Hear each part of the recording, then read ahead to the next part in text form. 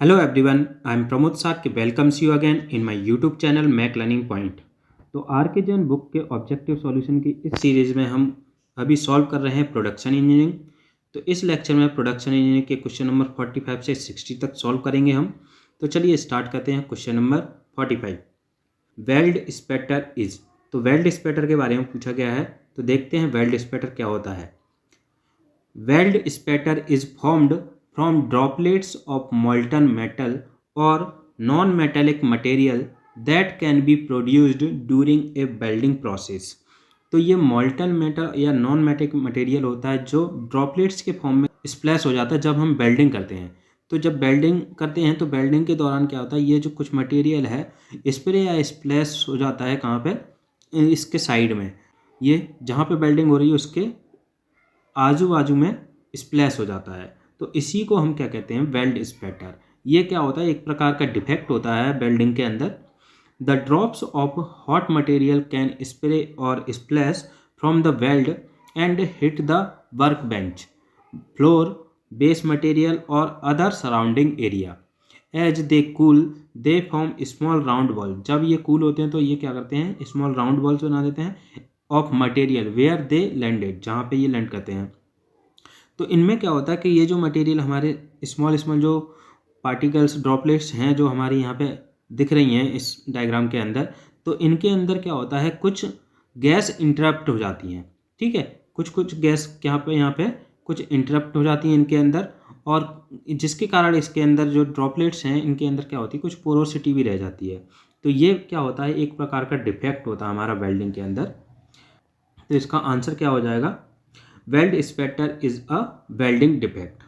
Option number C correct हो जाएगा इसका, option number C. Next question है 47। Arc blow occurs in. तो आर्क ब्लो के बारे में पूछा गया है कि कहाँ पे होता है और किस तरीके से होता है। आर्क ब्लो क्या होता है वो देखते हैं। Arc blow is known as when the molten metal during welding deviates from its usual path between the electrode and the base metal। जब हमारा molten metal क्या करता है, डेविएट करता है from its usual path, इसके यूजुअल पाथ से deviate करता है, तो उस समय उस कंडीशन को हम क्या कहते हैं, आर्क ब्लो कहते हैं। जैसे यहाँ पे आपको ये दिख रहा है, यहाँ पे क्या है, ये जो आर्क है हमारा वो हमारा इस साइड डेविएट हो रहा है इस डायरेक्शन में। ठीक है, ये किसके बीच में है, ये हमारा इलेक्ट्रोड हो गया और ये हमारा वर्क पीस हो गया। ठीक है, ये वर्क पीस है नीचे और ये ऊपर इलेक्ट्रोड है। तो इलेक्ट्रोड से ये हमारा जो आर्क हमारा निकल रहा है वो हमारा क्या कर रहा है, यहाँ पे डेविएट कर रहा है। और ये जो डेविएशन है वो किसके कारण हो रहा है, मैग्नेटिक फील्ड जनरेट होने के कारण।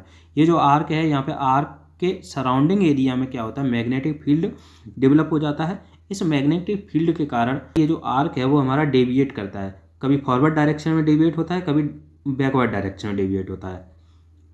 इसी को हम क्या कहते हैं, आर्क ब्लो कहते हैं। And deflect to the forward और backward from welding travel direction. जो ट्रेवल डायरेक्शन है वेल्डिंग की उसके कभी बैकवर्ड डेविएट करता है, कभी फॉरवर्ड डायरेक्शन में डेविएट करता है, और less commonly the side of the welding direction. This deviation is caused by the unbalanced magnetic field surrounding welding arc on DC arc welding. ये ज़्यादातर किस केस में होता है, डीसी आर्क वेल्डिंग के केसेस में होता है। ठीक है, तो यहाँ पर भी हम लोग देख सकते हैं arc blow, it is a typical characteristic of DC arc welding. तो यहाँ पे ये आप लोग रीड कर लेना, यहाँ पे देखो ये दिया गया है, the main reason of this phenomena in DC welding is that due to fixed polarity. किसके कारण होता है, ये फिक्स्ड पोलैरिटी के कारण होता है। The induced magnetic field do not change direction. ये जो इसके अंदर मैग्नेटिक फील्ड जो इंड्यूस्ड हुआ है वो अपनी डायरेक्शन को चेंज नहीं करता है। The presence of the arc below causes the arc to become erratic, unstable and thus undesirable for good quality of weld. ठीक है, गुड क्वालिटी ऑफ वेल्ड के लिए ये क्या है, अनडिजायरेबल होता है। There are however no chances of arc how in case of AC welding. AC welding के केस में जो आर्क ब्लो के चांसेस हैं वो बहुत कम होते हैं, क्योंकि इसके अंदर फिक्स्ड डायरेक्शन नहीं होती है मैग्नेटिक फील्ड की। ठीक है, in the absence of constant direction of magnetic field and in the view of no fixed polarity, इसके कारण इसके अंदर कोई फिक्स्ड पोलैरिटी नहीं होती है।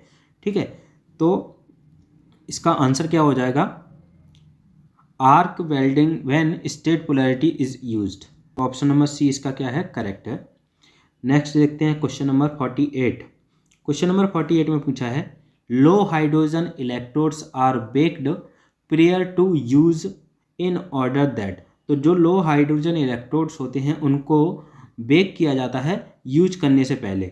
ऐसा क्यों किया जाता है, तो लो हाइड्रोजन इलेक्ट्रोड क्या होते हैं, low hydrogen electrodes are stick welding. ये कैसी होती है, एक स्टिक वेल्डिंग होती है जो हम इसके अंदर यूज करते हैं सीम मेटल आर्क वेल्डिंग के अंदर, या फिर इसको हम कहते हैं seam metal arc welding electrode that contains less than 0.6% coating moisture, जिसके अंदर जो मॉइस्चर है वो कितना होता है, 0.6% कम होता है as compare to 4 to 6% moisture in cellulosic type electrode coating. जो सेल्यूलोजिक टाइप इलेक्ट्रोड कोटिंग होती है उसमें जो मॉइस्चर कंटेंट होता है वो हमारा 4 to 6% होता है, लेकिन अगर हम सीम मेटल आर्क वेल्डिंग देखें तो सीम मेटल आर्क वेल्डिंग या फिर स्टिक वेल्डिंग के अंदर जो मॉइस्चर कंटेंट है वो हमारा कितना है, 0.6% का है। तो लो हाइड्रोजन इलेक्ट्रोड बेकिंग और रिकंडीशनिंग प्रोसीजर क्या होती है, low hydrogen rods must be stored and handled with care to ensure their main features of low hydrogen level remains intact. जो लो हाइड्रोजन लेवल है वो हमेशा क्या रहे, मेंटेन रहे इसके अंदर। तो इस प्रकार से हम इसको स्टोर करके रखते हैं या हैंडल करके रखते हैं लो हाइड्रोजन इलेक्ट्रोड को। Care must be taken to ensure that they are not expose to humid condition. जो लो हाइड्रोजन इलेक्ट्रोड होते हैं उनको हम ह्यूमिड कंडीशन में एक्सपोज करके नहीं रखते हैं, otherwise low hydrogen resistance of these rods will no more beneficial. तो जो लो हाइड्रोजन रेजिस्टेंस है वो बेनिफिशियल नहीं होगा। If they are expose to humidity they require baking. अगर ह्यूमिड इन्वायरमेंट के अंदर अगर इनको एक्सपोज कर रहे हैं तो इनके लिए बेकिंग रिक्वायरमेंट होती है, रिक्वायर्ड बेकिंग और रिकंडीशनिंग की आवश्यकता होती है to restore their low hydrogen characteristic.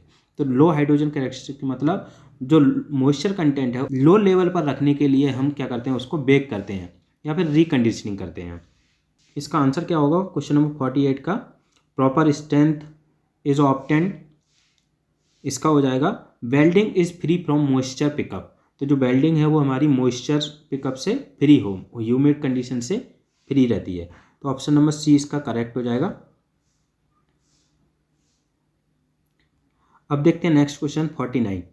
Grey cast iron is usually welded by. तो ग्रे कास्ट आयरन के बारे में हम लोग पहले भी देख चुके हैं। Grey cast iron is usually welded by किसके द्वारा वेल्ड किया जाता है, हमारा गैस वेल्डिंग के द्वारा।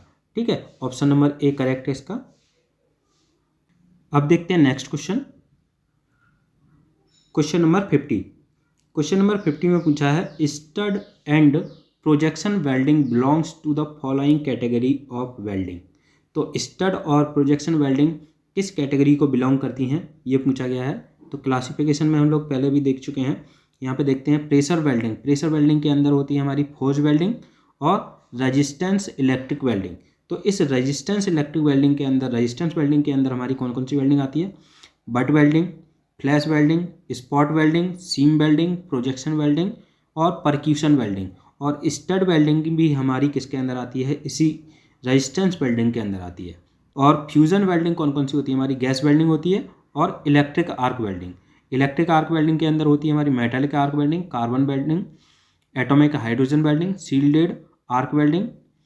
और इसके अंदर फ्यूजन वेल्डिंग के अंदर ही आती है हमारी thermite welding.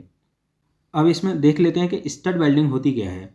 Stud welding is a complete one step fastening system using fasteners called weld studs, जिन्हें हम क्या कहते हैं, वेल्ड स्टड कहते हैं।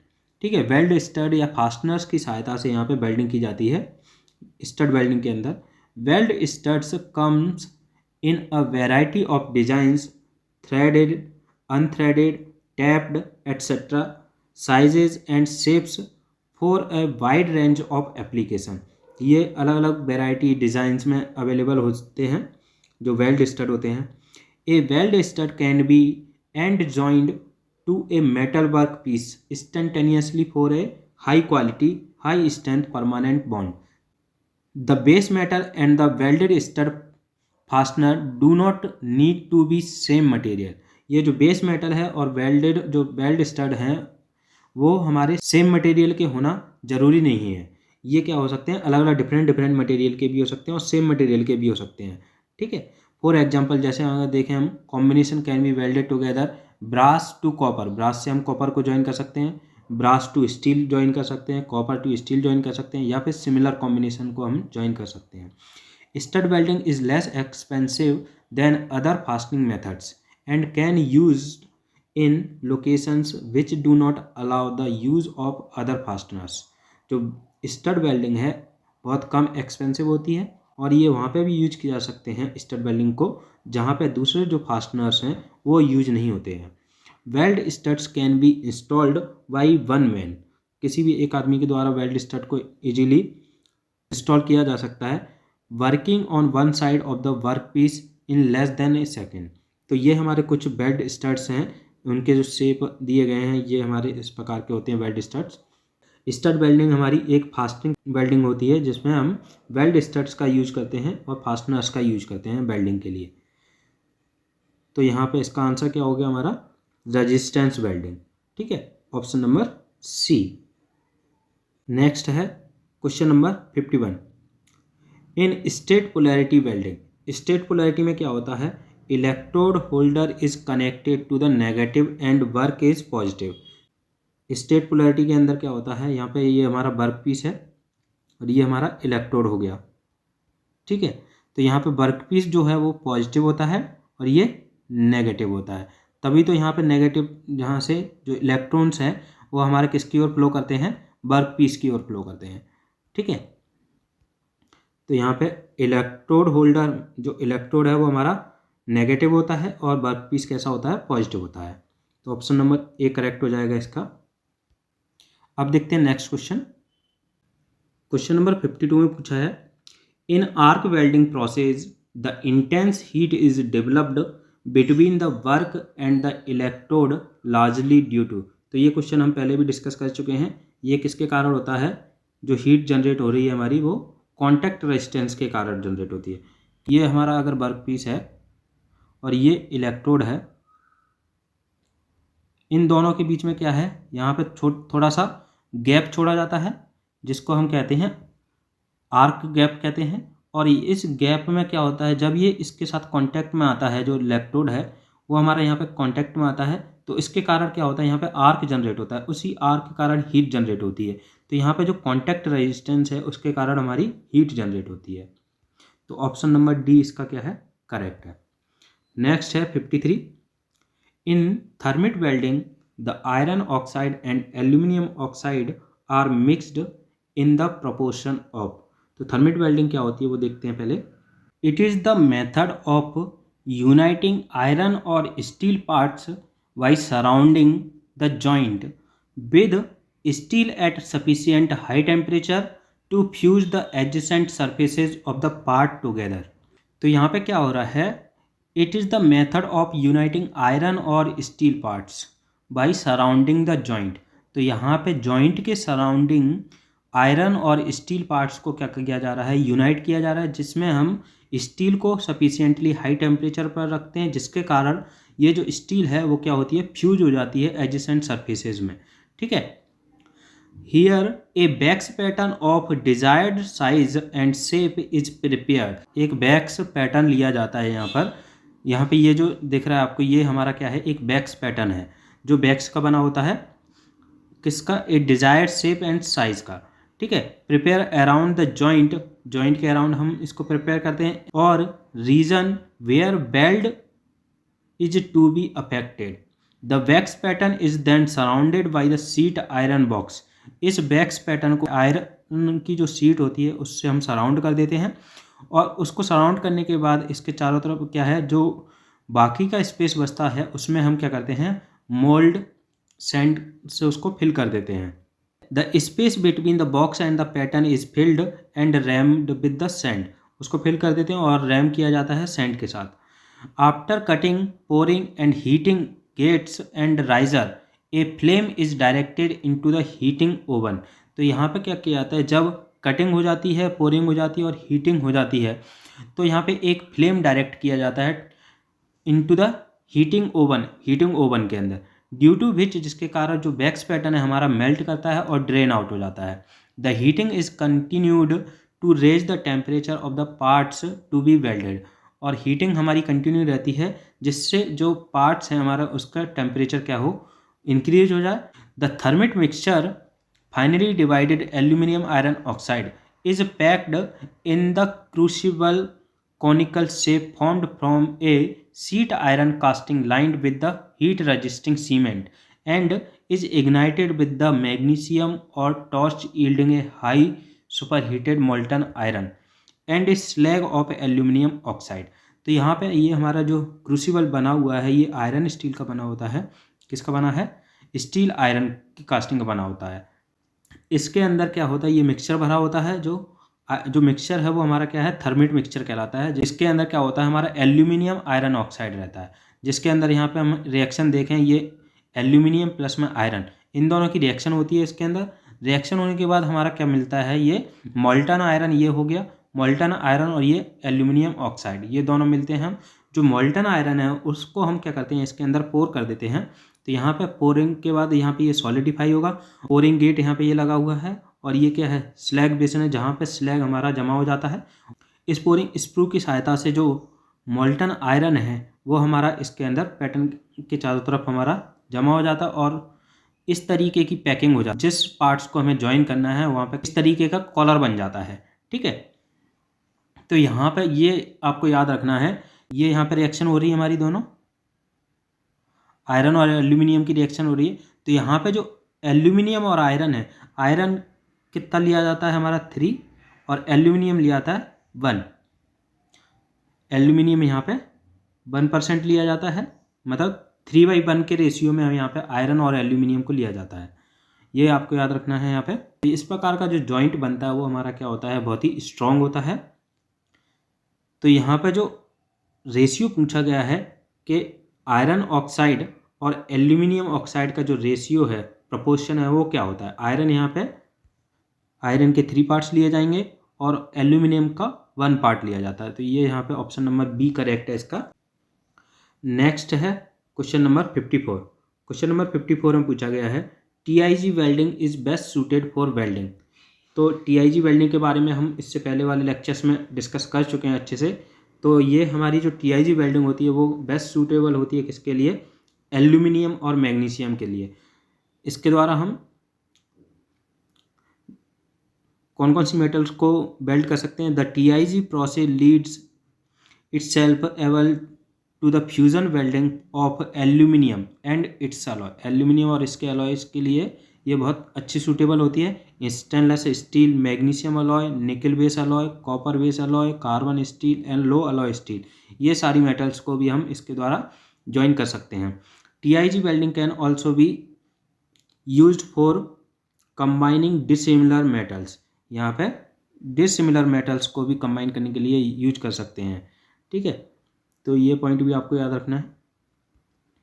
मेनली जो TIG वेल्डिंग है वो हमारी एल्यूमिनियम और मैग्नीशियम के लिए यूज की जाती है। तो यहाँ पे इसका जो आंसर है वो है हमारा option number E, aluminium. Question number 55। In the manual TIG welding the angle of the electrode holder with the direction of welding is. तो यहाँ पे इलेक्ट्रोड होल्डर का जो एंगल है वो पूछा गया है। तो इसका जो एंगल है वो होता है हमारा 70 डिग्री, ये आपको याद रखना है। Question number 56। Arc stability is better with. जो आर्क की स्टेबिलिटी होती है वो हमारी किस में होती है बेटर, DC वेल्डिंग के अंदर होती है। स्टेबल आर्क हमारा किस में होता है, DC वेल्डिंग में। AC वेल्डिंग के अंदर स्मूथ होता है, लेकिन स्टेबल हमारा DC वेल्डिंग में होता है, क्योंकि हमने DC वेल्डिंग के अंदर देखा है फिक्स्ड पोलैरिटी और रिवर्स पोलैरिटी। तो यहाँ पे जो स्ट्रेट पोलैरिटी रहती है उसके साथ हमारा स्टेबल आर्क होता है, और AC वेल्डिंग में क्या होता है, स्मूथ आर्क होता है। तो ऑप्शन नंबर बी करेक्ट है, लेकिन बुक में क्या है, ए दिया गया है, वो हमारा रॉन्ग दिया गया है उसके अंदर। ऑप्शन नंबर बी करेक्ट होगा इसका। नेक्स्ट है 57। The following welding process uses consumable electrode. तो कंज्यूमेबल इलेक्ट्रोड हमारा किस में यूज होता है? Metal inert gas welding. ये हम पहले भी डिस्कस कर चुके हैं इससे पहले वाले लेक्चर्स में। अगर आप लोगों ने पहले वाले लेक्चर्स को नहीं देखा है तो पहले वाले लेक्चर जरूर देख लें। अगर कोई स्टूडेंट अभी जुड़ रहा है इस चैनल के साथ तो इस चैनल को सब्सक्राइब जरूर करें और लेटेस्ट वीडियो की नोटिफिकेशन के लिए बेल आइकन को प्रेस करना ना भूलें। तो यहाँ पर टीआईजी वेल्डिंग में अगर देखें हम तो यहाँ पर जो इलेक्ट्रोड यूज किया जाता है वो कौन सा है? Non consumable tungsten electrode. ठीक है, यहाँ पर नॉन कंज्यूमेबल इलेक्ट्रोड यूज किया जाता है। लेकिन एमआईजी वेल्डिंग के अंदर हम क्या यूज करते हैं? कंज्यूमेबल इलेक्ट्रोड यूज करते हैं। जो फिलर इलेक्ट्रोड होते हैं हमारे, फिलर बेयर इलेक्ट्रोड, वो सब हम किसके अंदर यूज करते हैं? एमआईजी वेल्डिंग के अंदर। तो ऑप्शन नंबर बी करेक्ट है इसका।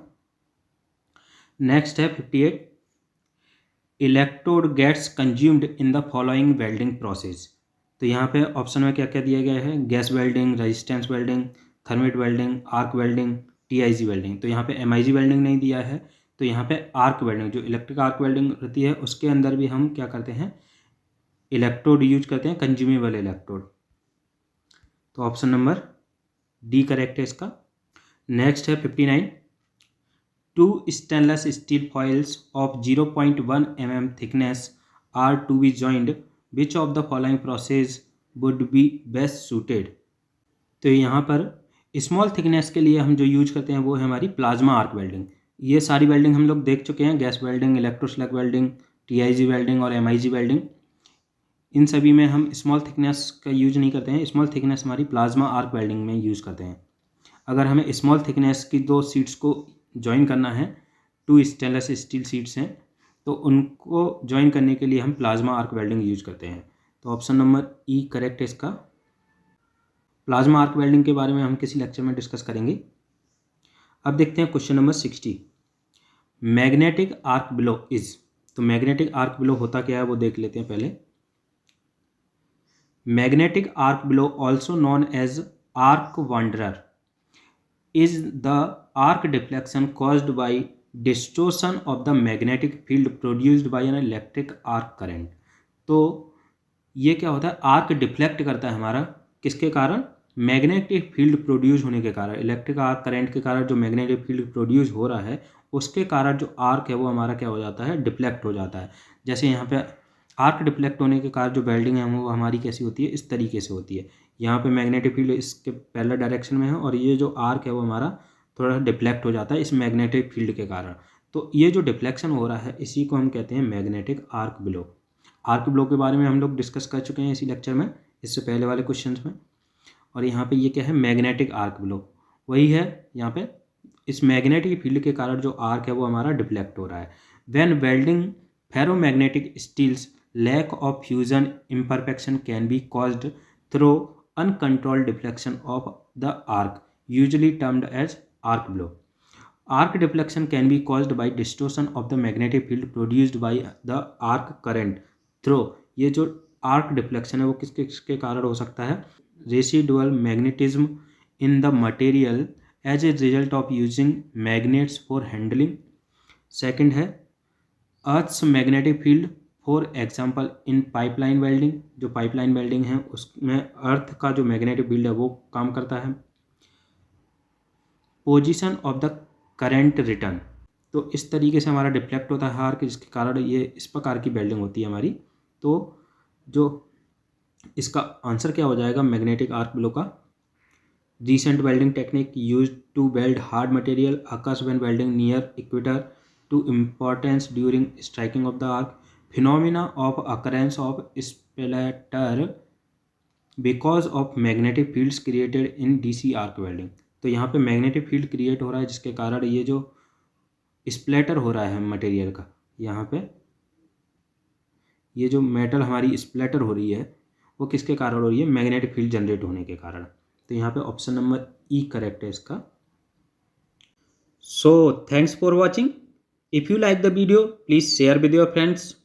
अगर आपने अभी तक इस चैनल को सब्सक्राइब नहीं किया है तो चैनल को सब्सक्राइब करें और लेटेस्ट वीडियो की नोटिफिकेशन के लिए बेल आइकन को प्रेस करें, जिससे आपको लेटेस्ट वीडियो की नोटिफिकेशन मिल जाएगी। तो चलिए मिलते हैं नेक्स्ट वीडियो में।